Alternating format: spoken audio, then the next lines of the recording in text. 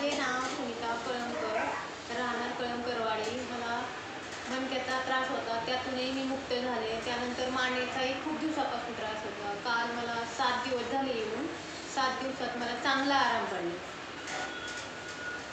Madam, मी doctor Vipul Ayare, physiotherapist, VIP magical physio clinic Shirur. आज आपण एक नवीन व्हिडिओ घेऊन आलेलो आहोत, ज्यात आपण ताईंचा कमरेचा आणि मानेचा, ज्याच्यामुळे मणक्याला काही त्रास झाला होता, कंबर, मान, हात, पायांवर काय परिणाम झाले होते, ह्या त्रासामुळे काय विचार येत होते, कशी अवस्था झाली होती, किती दिवस लागले तो आजार बरं व्हायला, आज कशी अवस्था आहे, हे सगळे ह्या व्हिडिओमध्ये पाहणार आहोत.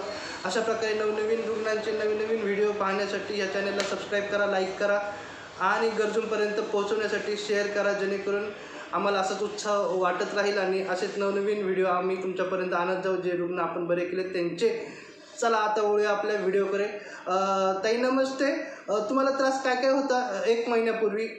मानेचा खूप त्रास होता. झोपल्यानंतर पाठीमागून दुखायचं, इकडच्या साईड दोन्ही साईड पॅक व्हायचं. हां, गळा, मान, एक हात का दोन्ही हात? एक हात दुखायचं. डोकं दुखायचं का? हो, डोकं खूप. कोणत्या बाजूने? खूप डोकं दुखायचं. उजव्या साईडने दुखायचं. उजव्या साईडने खूप डोकं दुखायचं, हात दुखायचा, मान दुखायचा.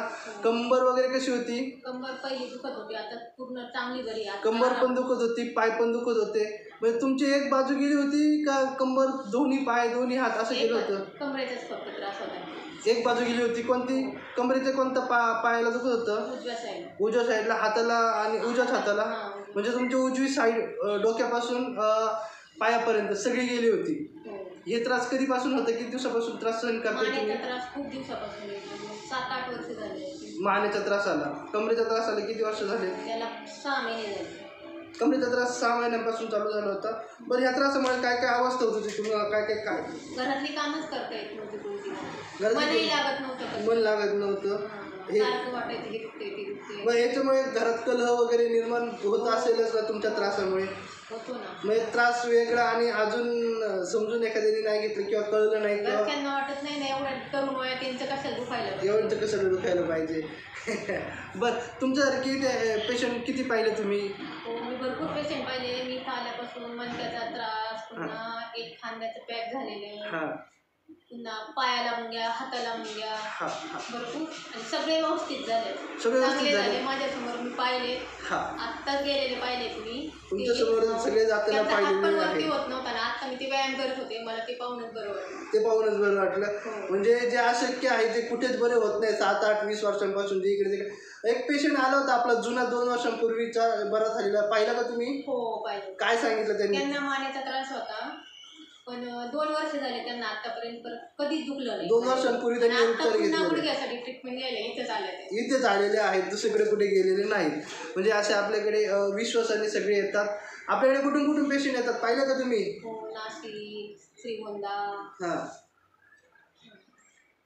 आता आळेफाटा, मंचर, है ना, पारनेर, निमोनी, वाडेगावान, कारेगाव, सरदवाडी, शिरूर, लांबून पेशंट पुणे येतात, बरे होतात.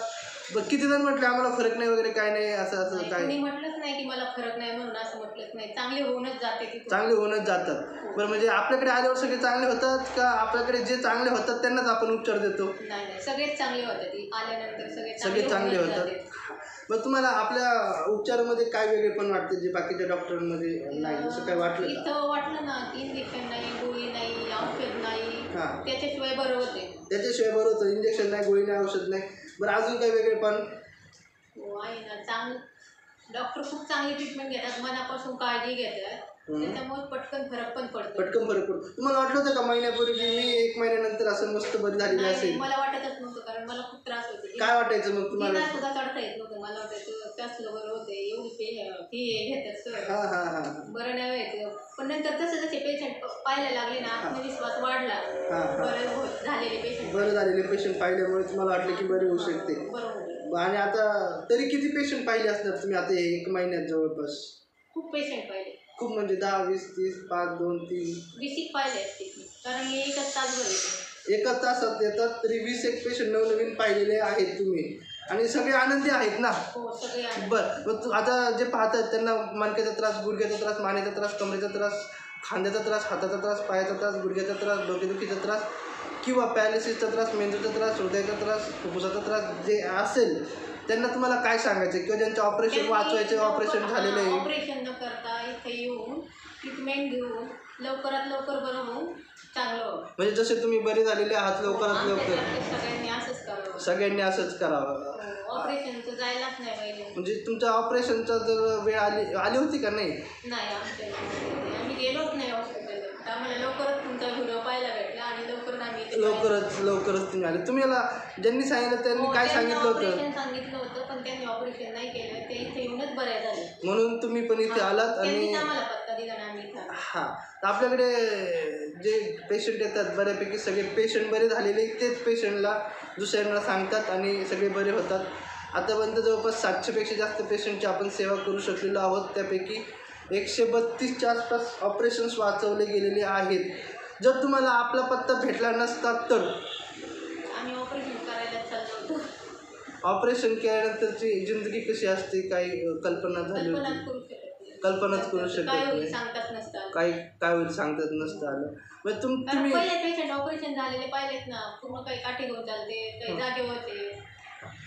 पण सुरुवातीला तुम्हाला विश्वास बसला नसेल कदाचित पण तुम्ही आता जे बरे झालेत तर आताची लाईफ म्हणजे घरातलं वातावरण वगैरे आणि आधीचं वातावरणमध्ये काय फरक वाटते? घरातले दररोज म्हणतात की आता तू दुखत आहे म्हणतच नाही दररोज म्हणत होती सर्व सारखे म्हणत होते दुखते मग त्यांनी एका पॉईंटला असं वाटलं असेल नाही नाटक करताय काय कामं नाही करायची म्हणून असं कधी वाटलं होतं का? असं वाटलं होतं. तर तुमच्या त्रास खूप लेडीजला असेल त्यांना तुम्हाला काय सांगायचे? आता जे लेडीज पाहतायत ज्यांना त्रास आहे तर त्यांनी त्रास सहन करावा काय म्हणजे तुमचं मत काय सांगायचं त्यांना? सहन करायचाच नाही लवकरात लवकर पत्ता मिळाला व्हिडिओ पाहिला पटकन इथे येऊन उपचार घ्यायचा आणि कमी पैशामध्ये इथं पटकन बरं होते. कमी पैशामध्ये कमी दिवसामध्ये कमी पैशामध्ये डॉक्टर सांगत नाही की हे काम करू नका ते काम करू नका सगळं काम करून बरं होते. तुम्हाला म्हणजे तुमची कंबर दुखत होती मान दुखत होती हालता येत नव्हतं जास्त हात करता येत नव्हती मानेची नव्हती कमरेची नव्हती तुम्हाला वागता सुद्धा येत नव्हतं म्हणजे तुम्हाला कोणतं काम करताना बरं वाटायचं म्हणजे दुखत नाही असं वाटायचं? सगळेच कामाला झोपताना पण त्रास बसतानाही त्रास उठतानाही त्रास चालतानाही त्रास तुम्ही करत काय होते मग? सगळं करावं लागायचं तरी कामही करत राहावं लागायचं तसंच कामाला ठेवून नेत होते तुम्ही. आता महिना झाला तुम्ही उपचार घेतला चालू आहे तर आता तुम्ही कोणत्या पद्धतीने आता काम कसं वाटतं दिवस कसा जातोय म्हणजे आधीचा दिवस वाटतो मला जीवनात आनंद वाटतोय सगळे काम करायला गेलं दुखत होतं आता काहीच होत नाही. म्हणजे फिजिओथेरपी जरी तुमचं आयुष्य वाढत नसली तरी जेवढं आयुष्य आहे ते आनंदी कसं करायचं हे काम फिजिओथेरपिस्ट करतो असं म्हणायला काय हरकत आहे का? हो बरोबर आहे आनंदी होतं. आता तुम्ही शिरूरमध्ये आहात VIP magical physio clinic Shirur. आपल्याकडे जर यायचं असेल तर 8624 86 08 किंवा जवळच्या फिजिओथेरपी क्लिनिकला तुम्ही भेट दिली तरी तुमचं ऑपरेशन वाचू शकतं. नाहीच तर मग आम्ही तुमच्या सेवेत आहोत. तुम्हाला जर कोणालाही असे काही त्रास असतील तर त्रास अजिबात सहन करायचे नाही. इथे लेडीज जास्त येतात का जेंट्स जास्त येतात? लेडीज जास्त आहे. वय किती जास्त वयाचे पाहिजे? कमी वयापासून पण येतात. जास्त वय किती पाहिलं तुम्ही आणि कमी वय किती पाहिलं तुम्ही?